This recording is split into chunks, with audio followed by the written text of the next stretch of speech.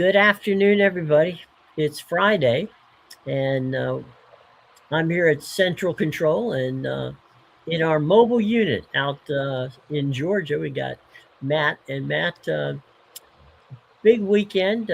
We got college basketball, we got INDYCAR racing, but we left off yesterday with our baseball conversations, and we were going to take on the Central Division of the American League, and you know, frankly, this might be the most unpredictable division in baseball.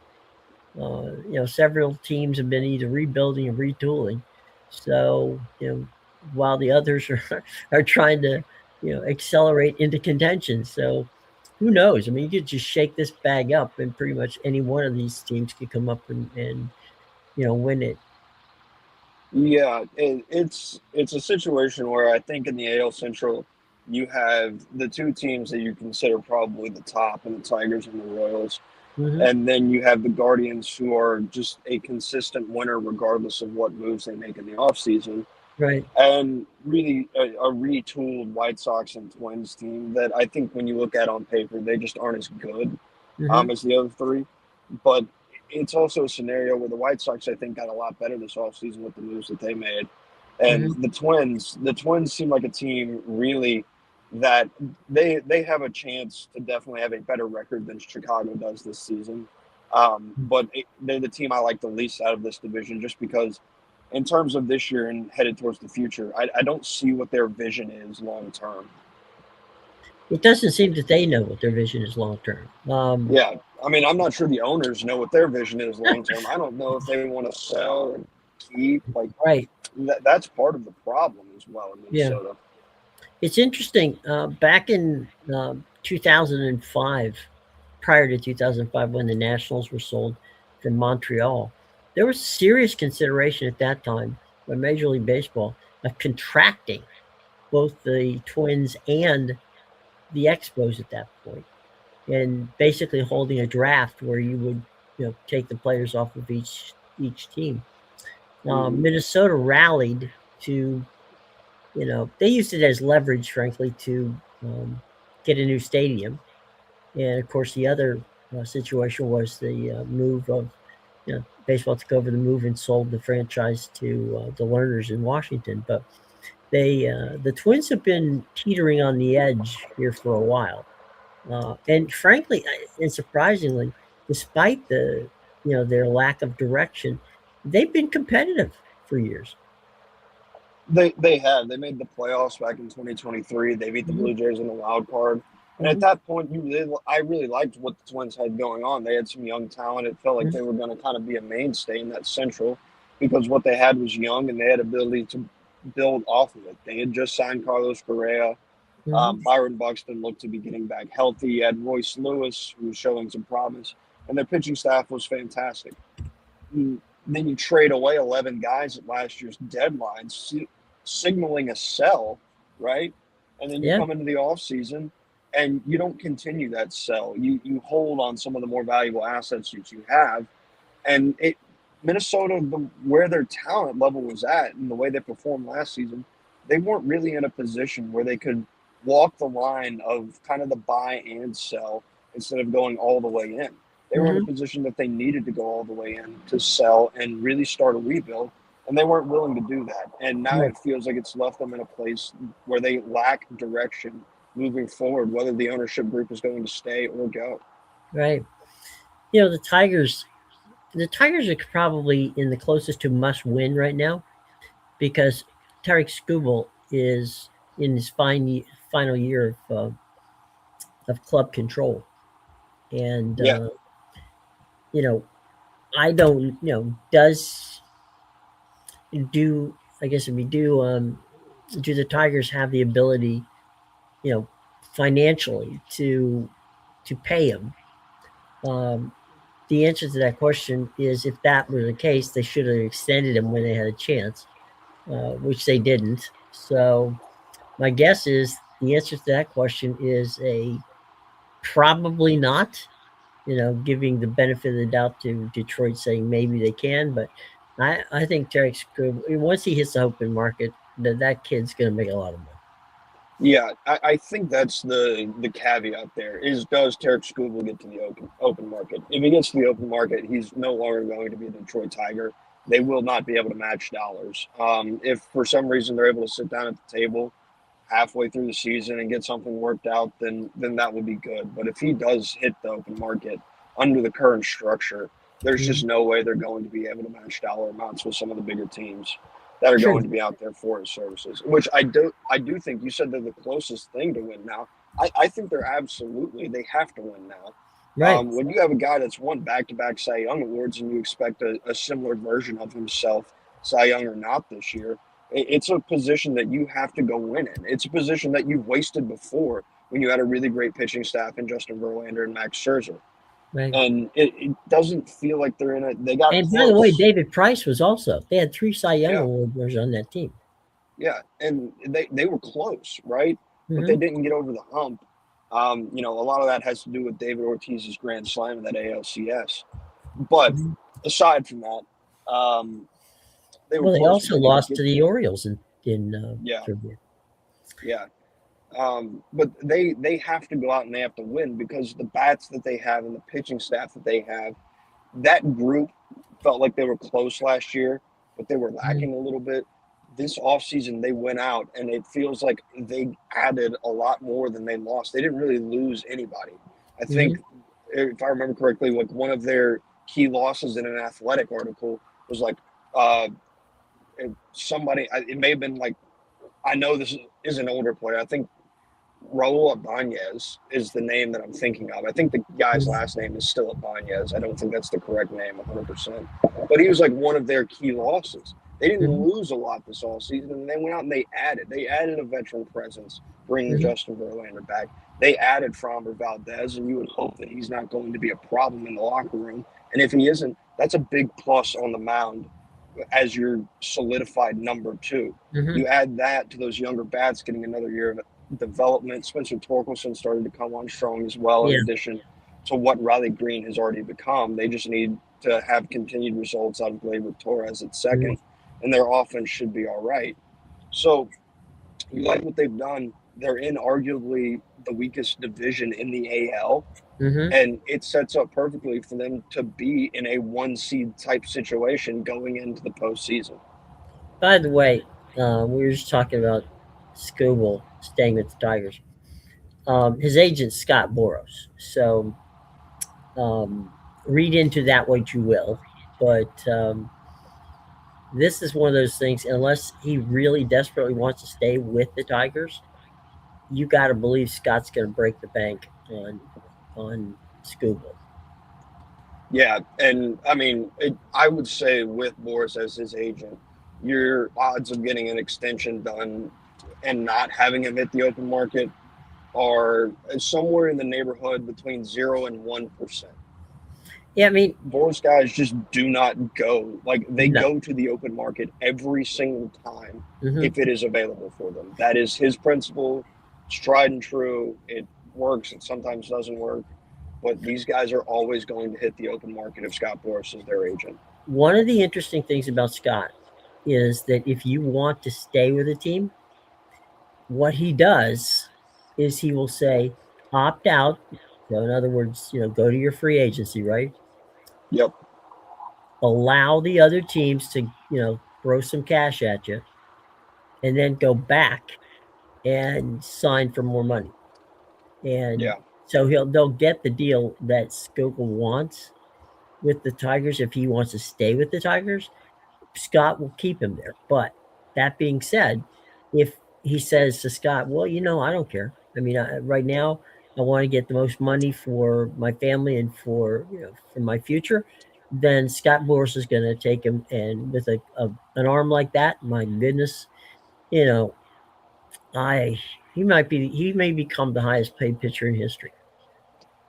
Yeah, I don't think it's a question that he will become the highest paid pitcher. I would not be shocked if Tarek Scooble's number starts with a four And I wouldn't if he either. hits the open I market. mean, if you have factor in there, 700 million, just 2 years ago for uh, you know when the Mets went after and landed Juan Soto.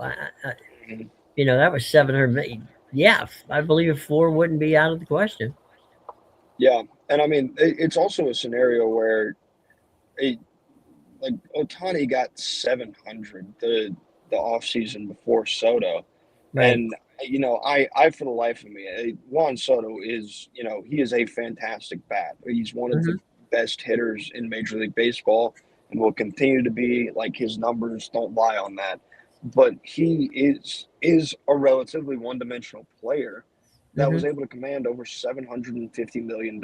Scott Boras gets more money really than I think his clients are worth pretty consistently. And if that's true, then maybe you're talking 450 in for Derek Scooble, somewhere in there. Well, I can honestly tell you, I could not find anyone that was willing to pay $700 million for Juan Soto. Yeah, he's a relative defensive liability, and I know his stolen base numbers were up last season, and like extraordinarily high given his relative production over his career. But still, he's not a fantastic base runner. Hmm. He's not a great fielder, but that bat is just that valuable that Hmm. I think you would have understood it more if he had gotten somewhere in the $500 million range. Yeah, I think that. I mean, one of the things, because you don't know, because Scott you know, uh, doesn't release, one team versus the other. Hmm. There might be a phantom team in there. There may be, or they, let's just say for the sake of argument, that in the Soto case, that they go to the Mets and say, look, right now the best deal on the table is 675 from the Yankees. Hmm. Okay, now the Yankees may have been out at five, Yeah, but Scott loves to play bluff, and more often than not, he gets the owners to blink. yeah, he's fantastic at sitting down and using leverage. Like, he's the best Hmm. agent in terms of creating and using leverage. I know Hmm. I've used that. I've used the story that Eric Hosmer told Hmm. a couple years ago, where he was visiting a girlfriend in Boston during his free Hmm. agency time, Right. and she lived up north, kind of more in Hmm. the Connecticut area. He was planning Hmm. on flying out of a smaller airport to Right. go visit the Padres in his free agency. Hmm. Scott called him and said, "Hey, I changed your flight. You're flying out of Logan now." And he Right. said, "Well, why am I doing that? Like, it's so much further away." He Right. said, "Like, it's right here." He said, "It has nothing to do with your With your flight or the itinerary, logistics of right? Yeah. anything." He said, "I want those San Diego people to see that you are coming from Boston." He said, "It gives me, it makes them think that that's what you were there for, and that's what you were doing." And it's that type of leverage. And sometimes you don't have to bluff. You just have to make people believe something Right. through the cues. And he does all of that stuff better than any other agent and really any other sport. Right.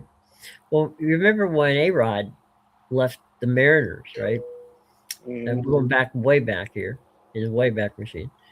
This is one of Scott's first big blockbuster deals, and I Mm-hmm. believe that A-Rod signed with, at that time, a record $250 million. That was the It contract. was. Yep. So A-Rod actually had said to Boris, I really, he gives him a list of how many teams he would like to play for. And at the top of the list was the Mets. And Scott comes back, goes to the Mets and gets a number, thinks the number's low, shows Pudge, I mean, not Pudge, already, A-Rod the number. And A-Rod goes, nah, it's, what do you think? He goes, I think it's low. I think we can get it up. He said, so the Rangers make him a call. He tells them, that they're up around 175, pushing two. And the Rangers desperately wanted him, so they just dove in with like $250 million um, offer, which they accepted. So basically, for all intents and purposes, he got $100 million more than he would have gotten if he wanted to go to the Mets. Yeah. Yeah. So, and then there's buyer's remorse from A-Rod saying, "Well, gosh, I wasted all those years in Texas." Well, I'm sorry, I'm not going to cry you a river, buddy. You just you got an extra $100 million out of a deal that you wouldn't have gotten. Yeah. Yeah. I mean, and he earned that contract really kind of through his play, but Scott Boras, again, he got Right. him that higher number. Right. Um, it's something that he's done since the beginning, and I mean, credit to him. I mean, I think it was 2 off seasons ago, where Mhm. you looked up and a lot of his big clients for that off season were still kind of sitting on the board because Mhm. it seemed that they had lost a leverage game. And then you turn around, Blake Snell signed a 1 year deal with the Giants and went Mhm. on to pitch fantastically and made more money at the Dodgers than he might have, Mhm. um, in that off season. There's a couple others that I can't remember off the top of my head. I think Bellinger was one of them signing with the Cubs. Um, and these are guys now where you look at them and you go, man, maybe it didn't work out 2 years ago, but you look at the places that they're in Mhm. right now, and yeah, they still at the end of the day, they looked like losers in the short term, but in the long Mhm. term, they got exactly what they were looking for. Well, if you remember when Bryce signed with Philadelphia, right? Hmm. That was the second week of spring training. Yeah. So he held Bryce out for so long that panic was going on. Now the Dodgers were in, but they were in for a 4-year deal. The Giants were willing to pay, but Scott felt the fit in Philadelphia was better, and so that was a $330 million contract with no trade clause. There he has no trade clause, but there's also no opt outs. Yeah. So that's a 13-year deal. And but Scott waited using leverage till the very last minute to get him signed, and all during everybody was panicked during the off season because Bryce wasn't signed, and that when you got a guy like Harper sitting out there, he kind of sets everything else goes into motion when the big contract goes down.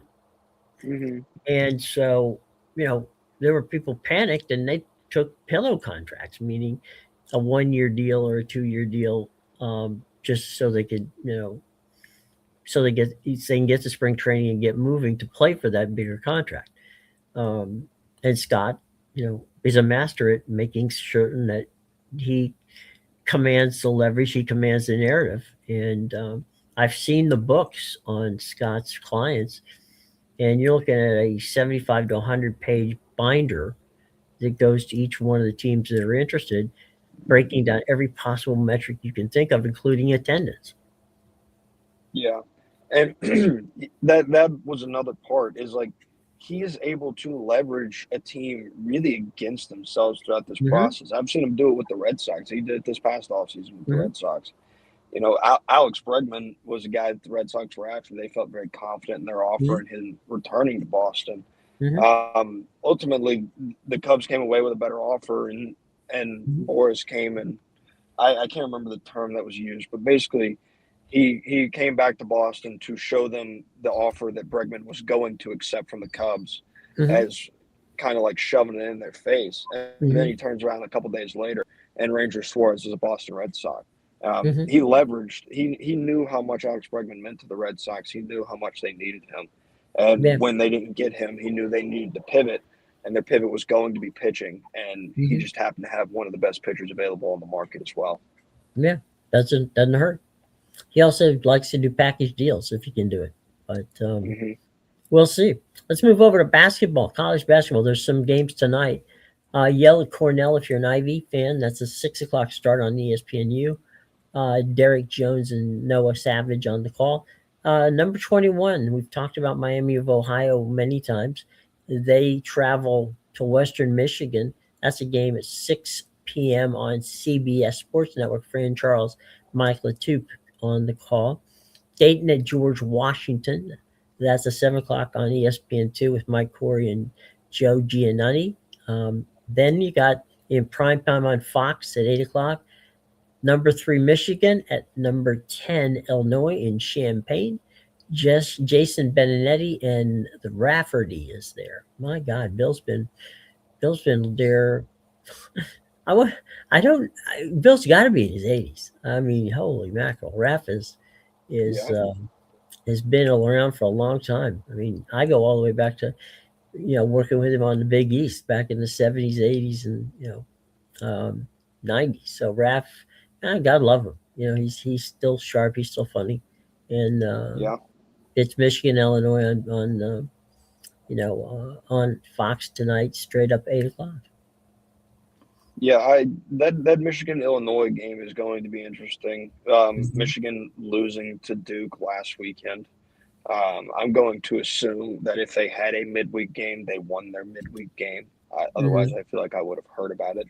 And you got Illinois. I don't know what they did in the midweek. I did not keep up with them. I know they lost to UCLA last weekend. Mm-hmm. Both these teams coming off of big losses over the previous weekend, looking to bounce back. Michigan's in a case where really, if they want to continue to have a shot and really the main bid for that number one overall seed, this is a game that they cannot lose. I'm very curious to see. They made Purdue look like they did not belong on the basketball court with them. Purdue was a top 10 team. The style and physicality of Michigan made Purdue look like I mean, they damn near looked like a G5 team against them. Mm-hmm. So I'm curious to see what Illinois looks like coming off that Mm-hmm. loss, playing a team that is, for all intents and purposes, heads and shoulders above pretty much everyone else in your conference. Absolutely. I was just talking about Raf a minute ago. He's 82 years old. His The fact he's basically now the longest tenured and most beloved college voice in basketball. His career spans coaching at Seton Hall, but then 3 decades he's been involved with CBS. He took a step out once to ESPN for a little while, and then he signed again with Fox Sports. So you know, longevity with with with uh, with Raf is something. He's he's a truly nice man, which I think makes it easy to work with him. And Yeah, he's funny on and off the court. He's become he and Vital have become iconic in what they do. They're really brand ambassadors for the sport, because no yeah, matter where they go, they're like rock stars. Even though both of them are in their 80s, they do hmm selfies with everybody, and it's just a treat to be around those guys. They yeah, they're just really nice guys who enjoy. And it was funny, Bob Lee, and um, let's see, it was just who were with us on. I'm trying to remember which the situation was, but Vital was doing the game with Lee. Bob didn't really do a lot of college basketball, but on that particular time, we did a Connecticut game, and getting to Stores, Connecticut during the winter is not the easiest thing in the world to do. So we went, and and the three of us in the car, and I tell you that Vital never stopped talking for the entire time. We went from Bristol to Stores. God love him. I mean, he can keep a conversation, and which prompted Lee to give me one of the best lines I heard. And he goes, something about um, Vital. I said, "What's that?" He goes, "He can do 20 minutes by opening a refrigerator door and seeing the light on." So you know, it's and Raf is the same way. I mean, Raf yeah, is good, and I'm God love him. He's in his 83, and he was asked recently by the Athletic about his potential retirement. He said he's never thought about it. So yeah. yeah, good on Well, him. what makes those two in particular? Their personalities Mhm. have moved them to a certain level, but they also there's a unique style that they both have when they are Mhm. on calls for games Mhm. that they are unique to each one of them, Mhm. and they're ones that will stand the test of time, because if somebody comes along and tries to do the same thing, like Mhm. you're not going to match the style of Dickie V. You're not going to match the No. style of Rafferty. If No. somebody else telling them to get the puppies in order just ain't going to do the same once Raph isn't the one saying it. Right. Or onions, Yeah, exactly. or the kiss when Exactly. the ball goes off the Yeah. glass.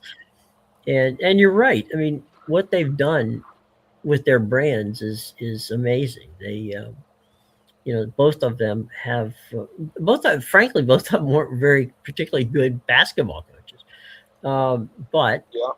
they realized that knowing the game, but also loving the game and relating to. I mean, this is an 83-year-old guy, and of course, I think um, Dickey is probably about the same, in that ballpark anyway. They're beloved because they go into the student section, and they go, on campus, and they walk around. They talk to kids. You know, they have become beloved because it's like they're everybody's grandfather. Yeah.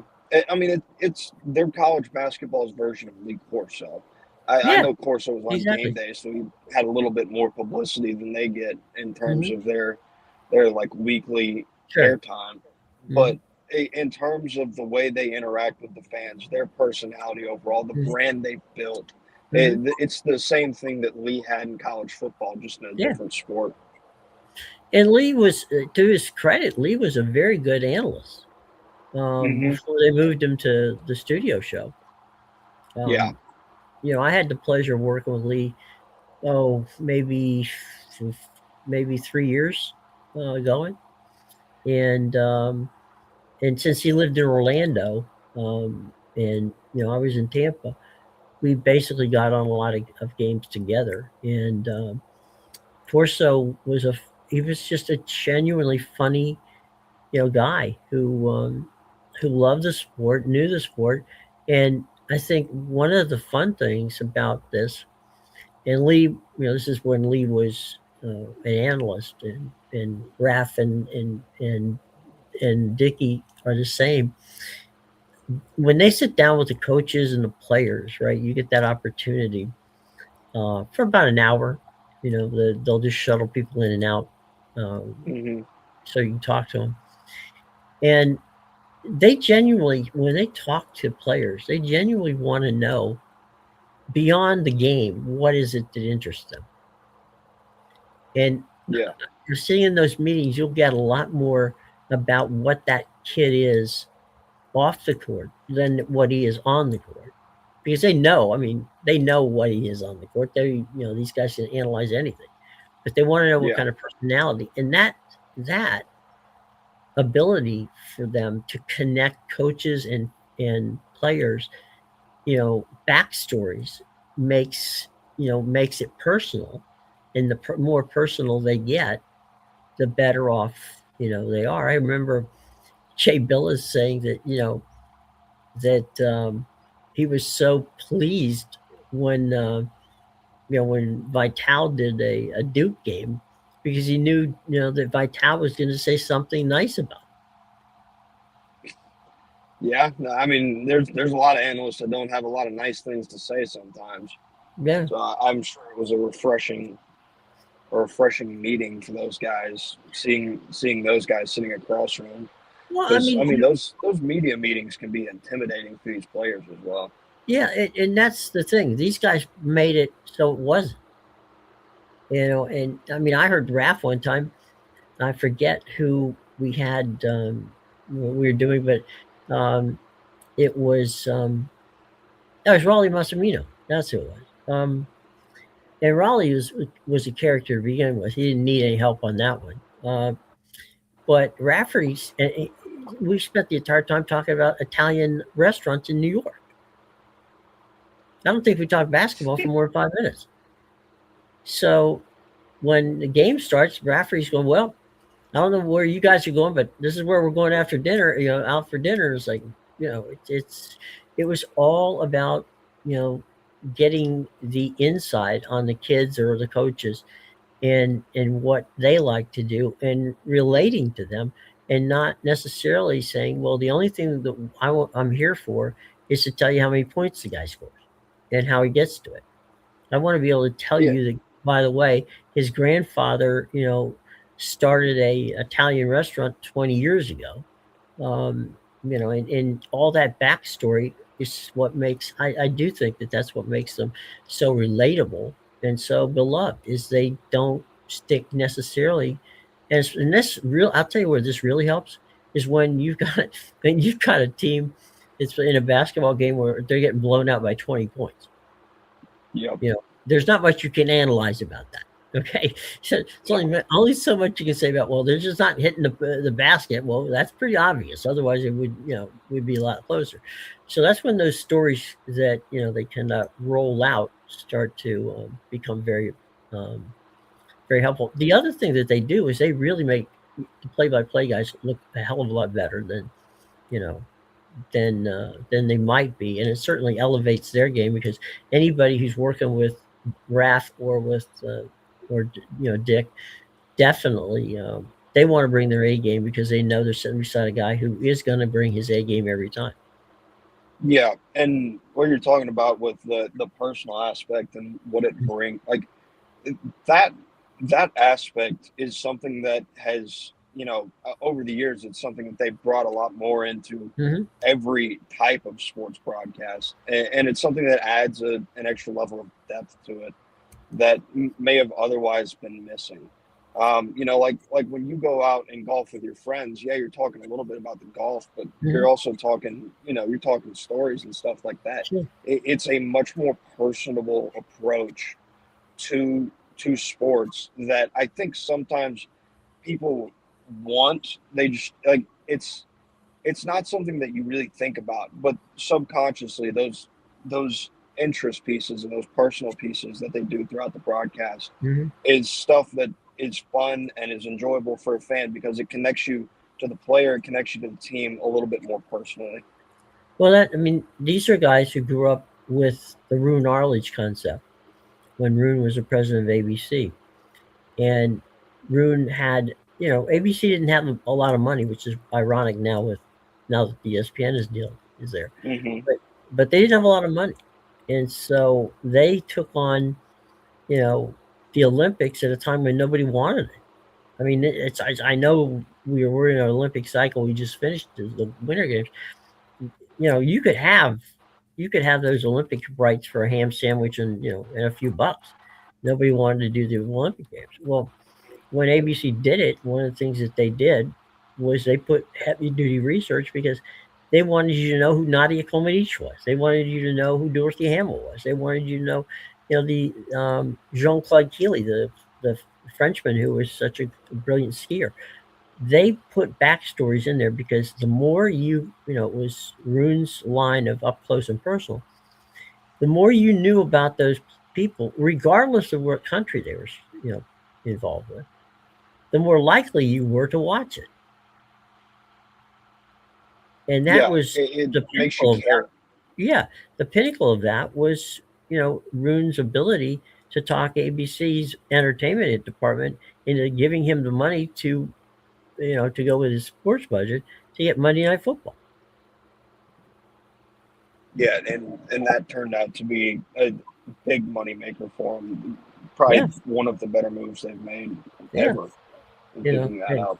and that was believe me, that was an incredibly tough sell to the league because the league did not want to play on Monday nights. Yeah, No coaches wanted it. No owners wanted it. They were convinced it was going to be a disaster. yeah, and I mean, in fairness, I think there's probably going to still be a lot of coaches that aren't fans of that schedule I don't think any of them necessarily. are. Yeah, no, and I Just think like if they're you not talk to an fans of NFL, Thursday night. yeah, you talk to an NFL head coach, they don't want to play on Saturday. They don't want to play on Thursday. They don't want to play on Monday. God forbid something happened. They're on like a Tuesday or a Wednesday. Yeah. They want to play on Sundays and Sundays alone Well, they'd because they also have a don't want to play at schedule. night. on Yeah, Sundays.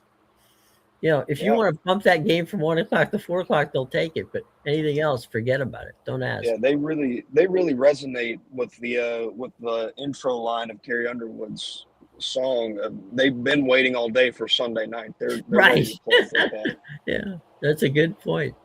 On Saturday, basketball wise, let's get back to the hardwood. Number one Duke at number 11 Virginia. That game is high noon, and a guy who we spoke of um, last this entire week on and off, Davey O'Brien has got the call on that game with Corey Alexander at Cameron Indoor. It's Duke and Virginia, so Yep. He that, he's on. Is he their A team for basketball, Dave no, Dave O'Brien, or is Schulman he is. their? I thought Schulman and Billis were the A team, but I Yeah, knew that Dave O'Brien was right there behind him. I yeah, thought he was the B team. yeah, they. If there's a B team, that would be they would be the B team. Yeah, Yeah, but yeah, the A team is Dan Schulman and Jay. yeah, and I think ESPN does a really good job of their B team is really like it's one A and B. Yeah, I mean Like there's they're on very similar levels yeah regardless of sport. they've got a deep bench. They've got an incredibly deep bench, so Yeah, it's good for them. because I Hello, just there about you go. hello. Yeah, you're there. Okay. I was just gonna say, like with college football, Greg McElroy and Sean McDonough do just Oh yeah, about as good of a job as Chris Fowler and Kirk Herbstreit do. sure. And uh, who works with Jesse Palmer? Shoot, what is it? Oh, Joe Tessitore. Tessitone. Yeah, Hmm. those two do a fantastic job as well. Yeah, they Uh, do. Yeah, their ABC crew is yeah. fantastic Mhm. for college football. A shout out. UConn is hosting Seton Hall. We talked about stores, but our buddy Dave Sims is back on behind the mic on college basketball, and I'm happy to see that. On FS1, 12 noon, Dave Sims, Don Marshall, UConn at Seton Hall. So, I'm well, listen, Davey. surprised they were able Um, to pull him away from Yankee spring training. um, yeah. Well, they don't do since they do all the games on TV. They don't do as much Yeah, radio on the yeah. on this, But I guarantee you that after this weekend's trip to Stores, Connecticut, Dave will be on a plane to Tampa as fast as he can get there. I'm Um, sure he will, there you go. and I'm Yeah, sure the audience for listening to spring training baseball on radio has got to be very, very limited. yeah. I mean, it really is. If you're a diehard fan and the games start at 1 o'clock, and you're usually at work and that sort of thing. Maybe on the weekends you might be watching baseball, or I'm sorry, watching basketball and listening to the game on the radio or something like that. But Hmm. yeah, I mean, you know that there's going to be people you don't know um, on playing in those games. They're entertaining for probably the first three innings, and then after that you can do something else. So yeah, you're right. Yeah, Really, desperately nothing. Let's just try to stay with the top 25 here. Vandy at Kentucky. That's their number 25. That's ESPN's Deuce. That's after the 12 o'clock game. So Louisville and Clemson. That's on ESPN2. Kevin Brown, also a good announcer, by the way. hmm, And Randy Childress on that one. Let's scroll down here real quick. Bum, bum, bum, bum. Texas Tech. This is a good one.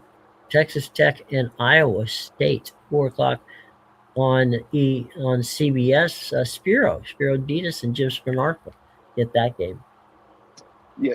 Interesting to see what Texas Tech looks like. Their Mhm, first big game since the injury to Jacob Toppin. So, mhm, and Iowa State's a team that it feels like they've gotten better as the season went on. They mhm, they hit that stretch where they lost a couple there in the span of about 2 weeks, and everybody kind of got a little down on Iowa State. They bounced back in a big way, and now they have an opportunity against what is still a highly ranked Texas Tech team, but mhm. a Texas Tech team that is a little bit weaker than they would have been about a week ago. You're talking about getting to spring training. Hmm. Here's one for you. Number 14, Kansas at number 2, Arizona. They're playing the game in Tucson.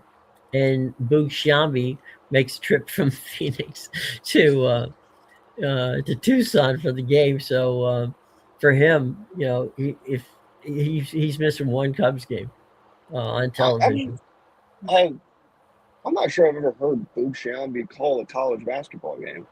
Yeah, he's If I done it for have, I years. haven't noticed it. Yeah, no, he's done it for them for years. But much on the lower level of it. Um, Yeah, well, this is Kansas going to Arizona is not low level. no, They but what I'm saying knocked. is he's in the neighborhood. So, Oh yeah, yeah, they're saying, well, John, you're there, Fran, Fran's there, Fran lives out there. So, basically, it's like they don't have to travel anybody. yeah, Um, so Texas A&M. It's a 4 o'clock game. Nebraska at USC. That's on the Big Ten Network at 4 o'clock. Um, BYU West Virginia is 5:30 on Fox. Kevin Kugler, who has been a mainstay for the last decade on Westwood One, is calling that one. I'm trying to scroll down and see if I can find any more ranked games. Bama and Tennessee play each other at 6 o'clock on ESPN. Carl Ravitch, okay, and Jimmy Dykes doing that game. Let's see. Arkansas at the Gators. That's an 8:30 game on ESPN, and that's the A game for ESPN. It's Showman and Billis on that one. yeah. And what two teams that are arguably the two best in the SEC? I feel like Florida's kind of a clear number one, Mm-hmm. since they've really gotten things rolling as they entered conference play. Uh-huh. And Arkansas is a team that has all the talent in the world. They've just put it together in spurts and haven't really given you a consistent product on the floor all year. But they've got a freshman that leads them in scoring, rebounds, and assists, I believe, right now. Mm-hmm. And for the life of me, I cannot remember his name off the top of my head. But Mm-hmm. he is very much box office, and he's something that's going to, if Arkansas is going to make a run. I know they felt better at the end of last year, the way Mm-hmm. things ended in Calipari's first year. They ended on a strong note. They ended up making the tournament. But this is more of a Calipari year for them, and a stronger team overall for Arkansas. If you can stay up to 10:30, you may want to take a nap sometime during the day. Gonzaga and St. Mary's. Gonzaga is number 9 in the country. St. Mary's is not ranked, but should be. They're close up there. Dave Fleming, voice of the San Francisco Giants on radio, along with John Miller, gets the call. Dave gets a lot of good games, obviously out in the West mainly. Uh, that's the Gonzaga St. Mary's game has been yearly vicious. These two teams do not like each other. They're in the WCC out west. They have had, obviously Gonzaga is a name that, has become synonymous with good basketball. St. Mary's has been, right there on the cusp year in and year out. They've made the tournament a number of years. So you got two quality basketball teams that it's tough to play. St. Mary's gym, I think, seats 5,000, maybe Yeah, not. it's small. It's a dinky one, but man, that place is rocking when Gonzaga hits Yeah, town. So, like I said, yeah, if you and can stay up, that might be worth the nap in the afternoon. yeah, that one's more a rivalry born of success in a lot of Hmm. ways because, I mean, for the most part, in terms of that WCC schedule, when you're looking for competition for Gonzaga, it's St. Mary's alone, and the same can be said for St. Mary's. Those two are Hmm. typically a class above everybody else in that conference. Hmm. Um, that being said, there's there's probably not a conference in the country the um, where the if you're doing a game from the campus, it's not so tough to go to Pepperdine, which is right there in Malibu, or Yeah, Long Beach State, or any of that. I mean, all that stuff is pretty simple yeah, to they got some nice stops. yeah. That's for sure. whether or not the game lives up to it, you certainly can enjoy a nice little afternoon delight when you're laying out there in the sun, in the middle of winter, on Malibu while you know you're getting a Pepperdine game. Mhm. Uh, okay, no pun intended, but we're going to downshift to IndyCar, which opens this week in St. Petersburg. Lots of content will be on Sports Talk Florida. Always uh, race action can be heard on our sister station 820 WWBA. Um, and Alex Palou is your early favorite. He won last year. Paulo Ward has got another, you know, outstanding car. These Paulo Alexander Palo and Paulo Award. It's hard to say when they're both together. Um, are both drivers for Chip Ganassi, and Chip has had his Hondas have been very powerful in the series.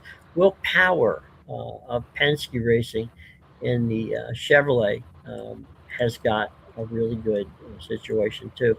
It's a great race to watch because the way they've laid it out on the streets. Because normally street racing is something that a lot of um, a lot of drivers don't like to do, and you know, there's no, the surface. You think about it, right? And you're saying, well, the surface is flat, and they've done a nice job of paving over it, so you're not gonna have potholes or anything like that.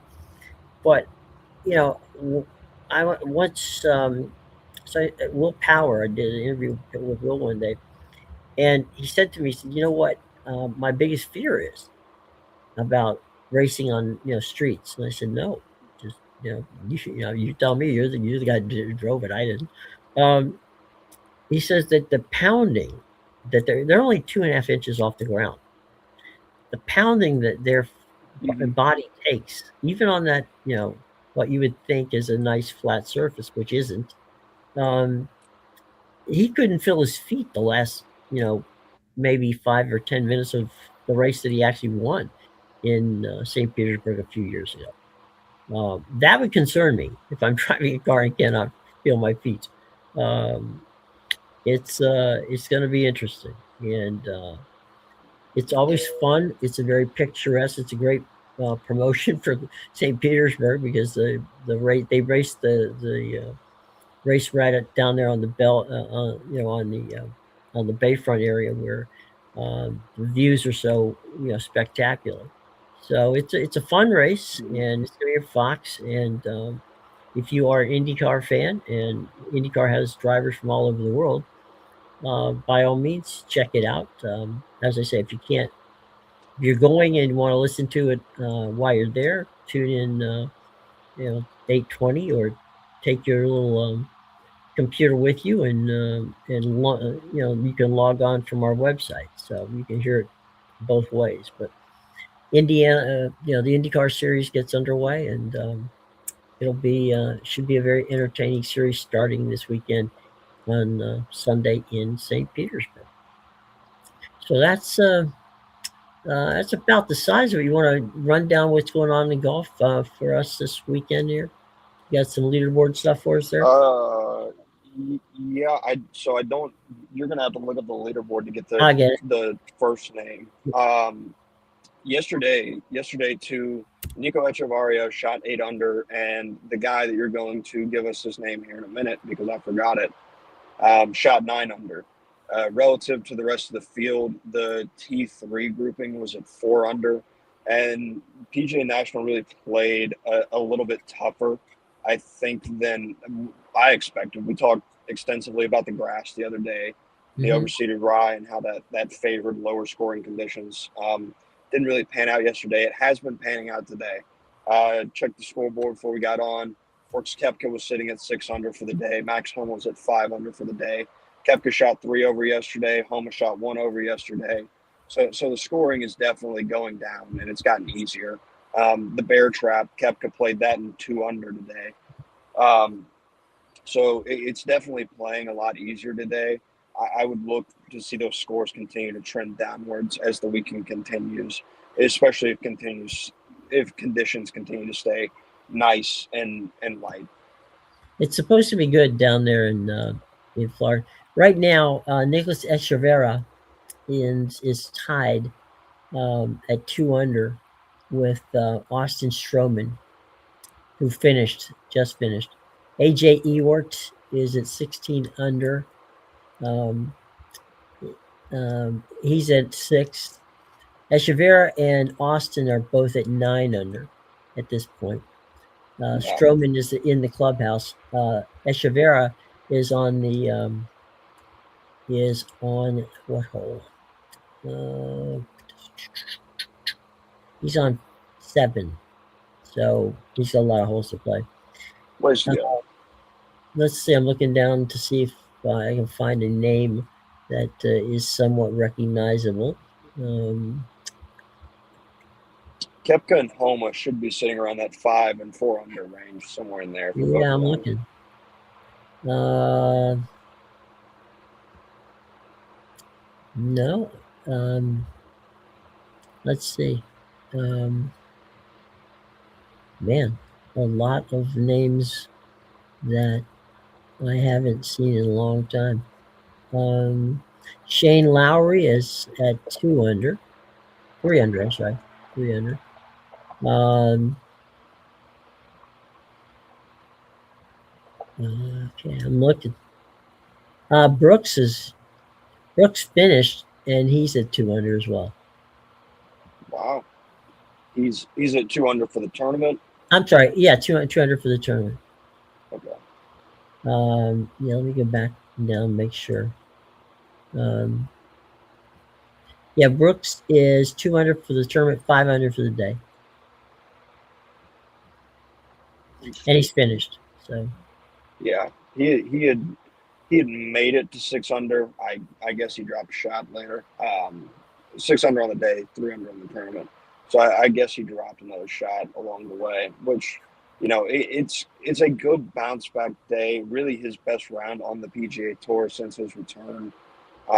Interesting to see.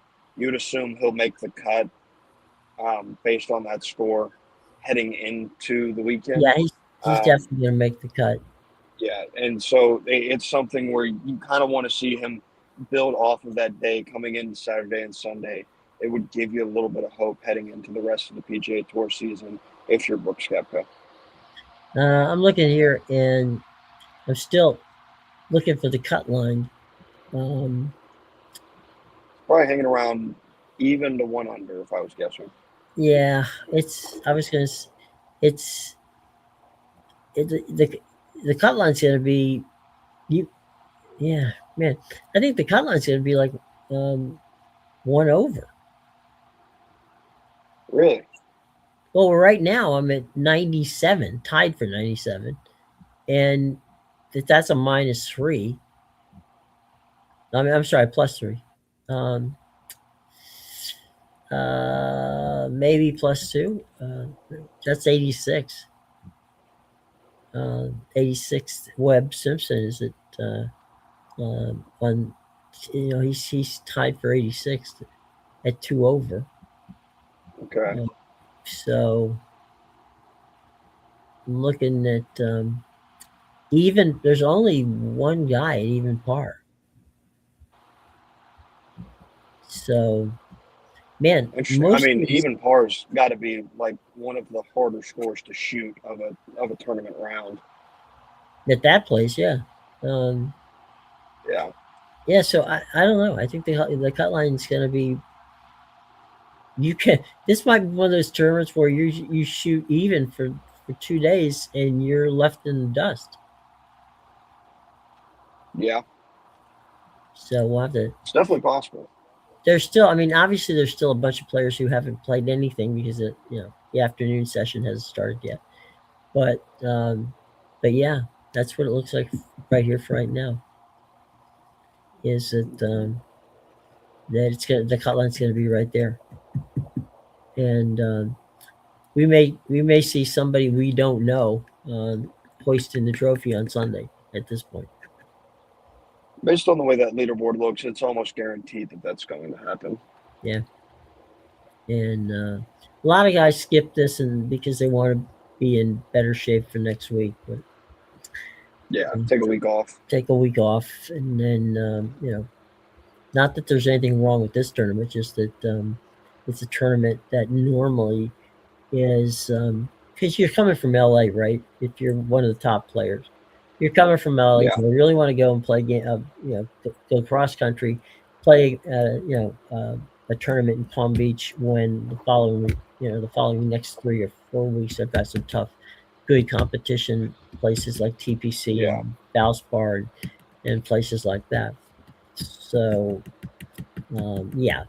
this one is one that you're going to skip. Now we talked about Brooks being there because Brooks lives there, so but Yep. he's way down there at this point. But it's still Friday. I mean, there's still room for them to move, assuming assuming they can. Yeah. They got to make up a lot of strokes, but you also can see some of these guys giving strokes back too. So we'll have to see how that plays out as well. Yeah. 8 That's under what and 9 under are probably scores that are not going to be replicated by those guys at the top. No. If they could do that on a weekly basis, we would know their names. So I think that's one of those bizarre things. But anyway, all right. Any final words before we get out of here on Friday? No, I don't really have anything. I recommend not turning on the Georgia basketball game on Saturday. That's going to be a shit show. So I would recommend to not watch. Yeah, I'd recommend not watching that game. Yeah, that would probably be something you do not you want to stay away from.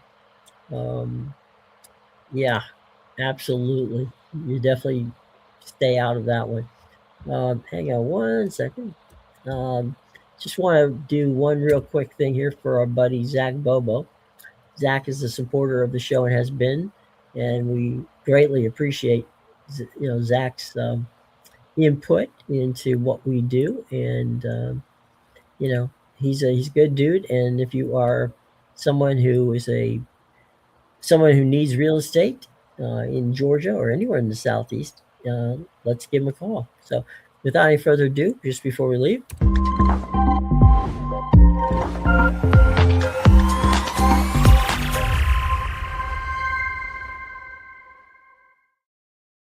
there you go.